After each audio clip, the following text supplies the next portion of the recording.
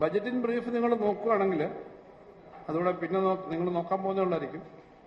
Revenue receipts 1,82,972 കോടി രൂപ ആയിട്ട് വർദ്ധിച്ചിട്ടുണ്ട്. അതിനകത്ത് സ്പ്ലിറ്റപ്പ് ഉണ്ട്.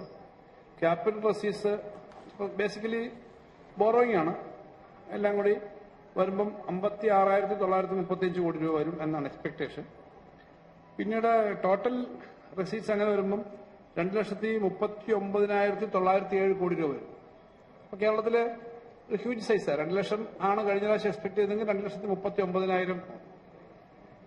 എക്സ്പെൻഡിച്ചറിന്റെ സൈഡ് നോക്കുമ്പോൾ ടോട്ടൽ എക്സ്പെൻഡിച്ചർ അത് തന്നെയായിരിക്കും. കാരണം 2,39,907 കോടി രൂപ എക്സ്പെൻഡിച്ചർ വരുന്ന ഒരു ബഡ്ജറ്റാണ് ഇപ്പോൾ അവതരിപ്പിച്ചേക്കുന്നത്.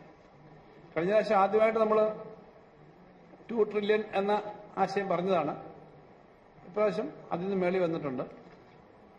നമ്മുടെ ഇൻകം നമ്മുടെ ഓരോ മേഖലയിലും ഉള്ള വരുമാനവും അതിന്റെ ഭാഗമായിട്ട് വർദ്ധിച്ചു വന്നിട്ടുള്ളത് ഇതിനകത്ത് കാണാം ഉണ്ട്.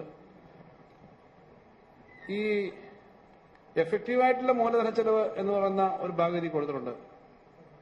അത് 30,961. എഫക്റ്റീവായിട്ട് എന്ന് പറയുന്ന കാര്യം കിഫ്ബിയും മറ്റും ചെലവാക്കുന്നത് സാധാരണ നമ്മുടെ പ്ലാനിനകത്ത് വരുന്നതല്ല. സോ ആക്ച്വൽ എക്സ്പെൻഡിച്ചർ പ്ലാനിന് ഇതുകൂടെ എടുത്തു കഴിഞ്ഞാൽ കേരളത്തിലൊരു വളരെ നല്ല തരത്തിലേക്കുള്ള ഇമ്പ്രൂവ്മെന്റ് ഉണ്ട്. അപ്പം മൂലധന ചെലവ് ഒരു സംസ്ഥാനത്തിന്റെയോ ഇക്കോണമിയുടെ ഏറ്റവും പ്രധാനപ്പെട്ട ഘടകങ്ങളാണ്. മൂലധന ചെലവ് ഉണ്ടെങ്കിൽ മാത്രമേ വീണ്ടും ഇതിൽ നിന്നുള്ള ഡെവലപ്മെന്റ് ഉണ്ടാവും. ഇപ്പൊ ഉദാഹരണം വിഴിഞ്ഞത്തിന് 5,000 കോടി 4,000 കോടി നമ്മൾ ഇതുവരെ ചെലവാക്കിയില്ലെങ്കിൽ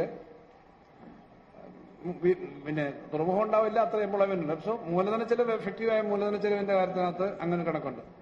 റവന്യൂ കമ്മി 34,587 കോടി രൂപയാണ്. ആഭ്യന്തര ഉത്പാദനത്തിന് 2.12% ആണ്.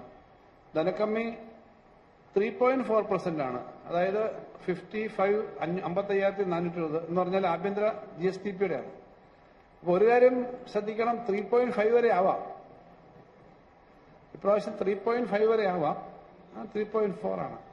അങ്ങനെ കണക്കുകളുടെ നോട്ടത്തിൽ റവന്യൂ വരുമാനത്തിന്റെ കാര്യത്തിലും തനത് നികുതി വരുമാനത്തിന്റെ കാര്യത്തിലും ഒക്കെയുള്ള വർധനകൾ ഇതിൽ പറഞ്ഞിട്ടുണ്ട്.